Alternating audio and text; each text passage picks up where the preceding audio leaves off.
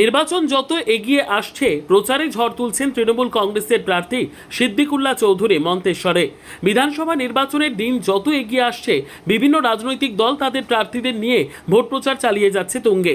সেই সঙ্গে আজ মন্তেশ্বর বিধানসভার 263 কেন্দ্রে তৃণমূল কংগ্রেসের প্রার্থী সিদ্দিকুল্লাহ চৌধুরী মন্তেশ্বর বিধানসভার অধীনে বড়পলাশন 2 নম্বর অঞ্চল তৃণমূল কংগ্রেসের ব্যবস্থাপনায় র্যালি অনুষ্ঠিত হল শনিবার সকালে। বড়পলাশন 2 নম্বর অঞ্চলে গয়েশপুর, সারগাছি, হলধরপুর, উন্তিয়া, চকচকে, বস্তে, পোতা, মন্ডল গ্রাম সহ বিভিন্ন গ্রামে র্যালির মাধ্যমে প্রচার করলেন মন্তেশ্বর বিধানসভার তৃণমূল কংগ্রেস প্রার্থী সিদ্দিকুল্লাহ চৌধুরী।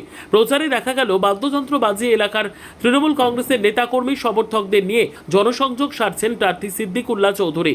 মন্তেশ্বর বিধানসভায় কেন্দ্রে তিনি জয়লাভ করবেন বলে আশাবাদী। পাশাপাশি এও বললেন, আজ বৈকালে মালুম্বা বাজার সংলগ্ন এলাকায় একটি পথসভা অনুষ্ঠিত হবে এবং আগামীকাল তৃণমূল কংগ্রেসের জননেত্রী মমতা ব্যানার্জি নির্বাচনী জনসভা করবেন কুসুমগ্রাম কিষান মান্ডি সংলগ্ন এলাকায়। এই সভায় সকল স্তরের নেতা নেত্রী ও তৃণমূল কর্মীদের যাওয়ার আহ্বান জানান।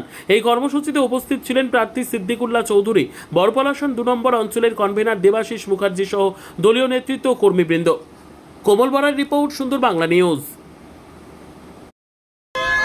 বড়পলাশন 1 সেখানে মন্ডল গ্রাম সহ বিভিন্ন গ্রামে আমরা ঘুরলাম। প্রায় 6টি বুথ অর্থাৎ 6টা-7টা গ্রাম কভার করলাম। জনগণের স্বতঃস্ফূর্ত সাড়া, জনগণ যেন ভোটের জন্য অপেক্ষা করছে। মহিলাদের উপস্থিতি আরও বেশি।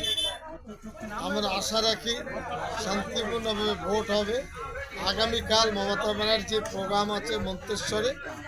এই প্রোগ্রাম উপলক্ষে প্রস্তুতি তুঙ্গে। আশা রাখি হাজার হাজার মানুষ, মহিলা, পুরুষ সেখানে উপস্থিত হবেন।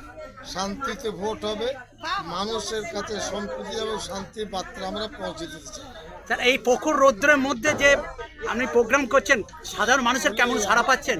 এটা ভোটের ডিউটি। আমরা যদি বাইরে না বেরোই তো ভোটাররা বেরোবে। হ্যাঁ, চলো চলো চলো।